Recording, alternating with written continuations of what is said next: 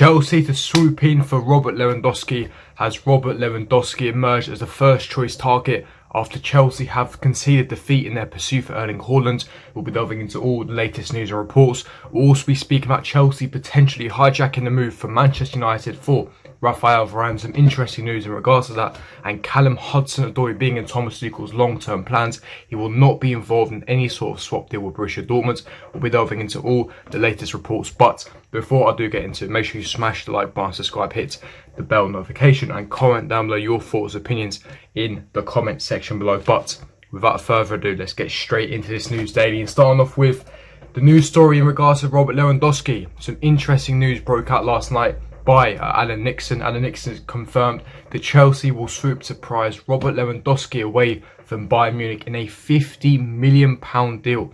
Chelsea have failed to tempt Borussia Dortmund into accepting a player plus cash deal for £150 million rated hotshot Erling Haaland. Now, Alan Nixon, you guys might not know him, but according to various people and various reliable journalists, he has actually got a good history when it comes to sources and reports. This was broken by The Sun, and it was actually in a little segment, the Lewandowski news. Now, of course, The Sun is not reliable, as we know, but Alan Nixon himself actually has good, credible sources and is actually quite reliable. So this is interesting. We know that Chelsea will 100% be signing a striker. Fabrizio has already confirmed that. He's tweeted it out. He's confirmed it in his Twitch live stream and his Here We Go podcast. He's already confirmed that it may not be a guarantee Chelsea sign Haaland, but whatever happens, Chelsea will 100% sign a striker. It just might not be the striker that we all want. We all want Erling Haaland. We all want Harry Kane, but those two are quite unrealistic and unlikely as it stands. Of course, Haaland could still happen. Of course, we know that we want Lukaku. Lewandowski's on the list as well. Chelsea essentially want to sign a striker because they want Thomas Tuchel to be able to compete with this current starting 11, this current squad, to compete Man City for the Premier League title. That is the next ambition. That is the next goal. And with the current squad that we have, in my personal opinion, we do have the second best squad. And we know that scoring goals and creativity was a massive issue last season, and it needs to be addressed. As I record this video on the 18th of July, we have just over 6 weeks until the end of the transfer window. The Super Cup begins in 3 weeks. The Premier League season starts in under a month, and we have made 0 signings. Now, I know that we need to be patient. These mega deals, as I keep stressing, time and patience is required. But it is getting a bit irritating. We know we need to address these deficiencies. We know we need to address these areas. And it doesn't seem to be like there's much movement. Let's just hope that Chelsea are actually, in fact, cooking behind the scenes. Now, in regards to Lewandowski news, what are my thoughts, opinions on Robert Lewandowski? For me, best striker in Europe. Him and Harry Kane by far clear in terms of technical ability, in terms of chance creation, in terms of finishing. He is up there for Ballon d'Or contender alongside Messi and Jorginho. He will most likely win Ballon d'Or considering what he's done. He's broken the Bundesliga top scorer record. He scored over 40 goals this season. He's cruised to winning the Bundesliga with Bayern Munich. He should have won the Ballon d'Or last season, but it was cancelled due to the pandemic. He won the UEFA Men's Awards, Player of the Year Awards.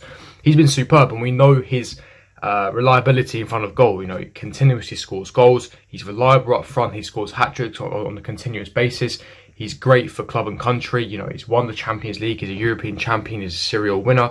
And in terms of what he brings to Thomas Tuchel's team, if he did ever come, not only his finishing, but his actual link-up and technical ability. He's got a variety of finishes, not just in terms of his he's amazing with both feet, but not just that. He's got a variety of finishes, his volleys, his close control, his heading ability as well. He's a tall, athletic striker. The only issue, of course, the downside of it is his age. He is 32 years of age, and of course, £50 million is a lot of money for a 32-year-old. So realistically, how many world-class seasons would you get out of Robert Lewandowski?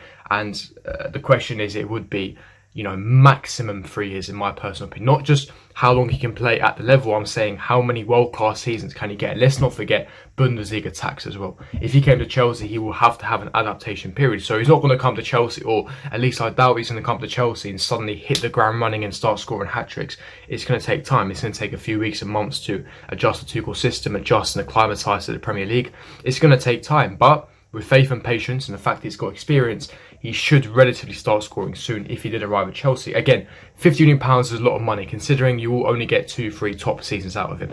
The other problem is, will Bayern Munich accept him? We're nearing towards the end of the window now. If they lose Lewandowski, they need to sign a replacement. So again, Bayern Munich will be reluctant to sell Robert Lewandowski, especially the fact that it's not early in the window. Now, our only hope of Lewandowski potentially coming to Chelsea is the fact that he would want a new challenge. He's won everything at Bayern. He's won the Bundesliga every single season. He just won a Champions League the season before Chelsea. He's won every single, German domestic trophy, the Pokal, etc. And he was at Dortmund before Bayern. Surely at this stage of his career, he would like a new challenge. He would like to come to the Premier League. He's already stated that in previous interviews. So I guess that would be our only hope of convincing Lewandowski to come. He would have to push a move. And £50 million is a lot of money. Let's not forget, you'd have to consider his wages. He's going to, be on extortionate wages. We're talking, 200, 250, potentially £300,000 a week for a 33-year-old who is potentially injury prone. Would it be financially wise? I don't know. But what do you guys think? Leave me your thoughts, opinions. But listen, there's no doubt that he's a world-class striker. As I said, top 2 minimum strikers in European football, and he will guarantee goals, and especially with link-up play. So what do you guys think? Leave me your thoughts and opinions in the comment section below. But moving on to the report by Sky Sports, and Sky Sports News states that they have been told someone close in terms of sources that Hudson-Odoi will not be involved in any swap deals, and he enjoys a fantastic relationship with Thomas Tuchel. Chelsea are trying to sign Erling Haaland, but at the moment it looks like mission impossible. Now, as I said in previous videos, that there was rumours by Sky Germany that Chelsea involved players like Tammy and Odoi, and I told you guys specifically that I was told personally Callum won't be involved in any swap deal, and this just essentially reiterates that, and that emphasises that he's in Thomas Tuchel's plans. Thomas Tuchel rates Callum highly. He's one of his favourite players. He knows that Callum has a high ceiling. He's got fantastic potential. He in fact does have world-class potential. And Tuchel has come out in an interview, said that he would like to turn him into an Mbappe/Neymar, because even though you can laugh and mock it, he does have that potential. And I keep stressing, Callum is the best player we've produced out of the academy in terms of quality, in terms of skill, talent and technical ability. He's the best product we've produced out of the academy. Out of Cobham, he's the best. Yes, he hasn't hit the heights yet, but his ceiling is crazy high, and with the right guidance from Thomas Tuchel, with the right implementation of tactics, being in his natural correct position. Let's not forget this guy had a horrific injury early in his career. With the right implementation, playing in his normal natural position, with time and patience with this guy, this is his season. So forget about Callum moving on. I saw a report that by Quick that he could be involved in a swap deal for Kingsley Coman. Forget about it. Callum is here to stay. He is in Thomas Tuchel's plans. And if you want Callum to go, that's a shame, because he's here to stay and he's going to be lighting up the Premier League next season. But what do you guys think? Leave me your thoughts, opinions. And in regards to Erling Haaland, it simply is straight cash. If Chelsea want to sign him, if Roman wants to sign him, you put the cash on the table. It's as simple as that. Dortmund just want cash. And Dortmund are a very simple club, simple business model.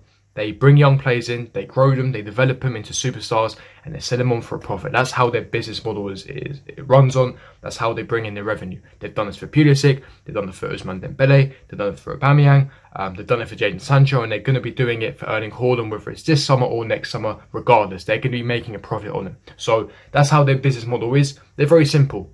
They put a price on him. They put a specific price tag. The club either meets the demands or you don't. It's as simple as that. Very simple.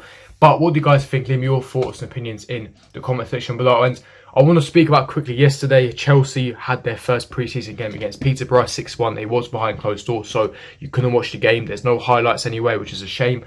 What we do know is Hakim Ziyech got a hat-trick. Armand Broja, the Albanian international, he's on the verge of signing a 5-year contract, also got on the score sheet and also assisted on top of that as well.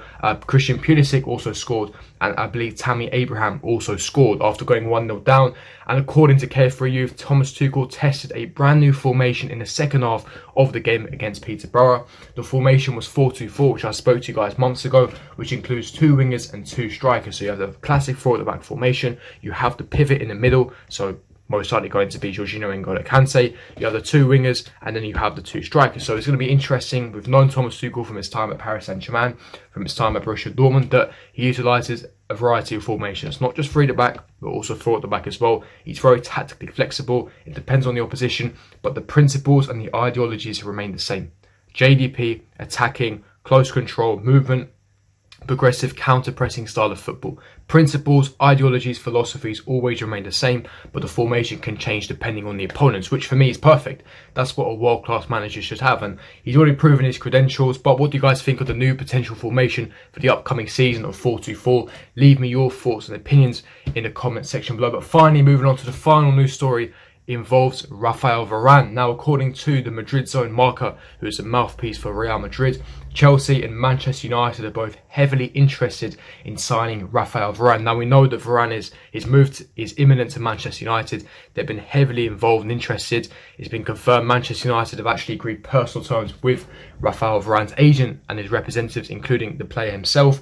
They're still negotiating in terms of the fee with Real Madrid, but it looks like that's going to be done. Now in terms of Chelsea, I'm not sure where this news has come from. I don't believe Chelsea are that interested. Yes, we may have some sort of interest in Varane because he's a top centre-back, but the centre-back isn't a priority for Chelsea. As far as I know, as far as Matt Law's confirmed, that, as we know, the striker is the number 9 centre-forward position is a priority. We'd also like to get a potential backup DM for in terms of squad depth and quality.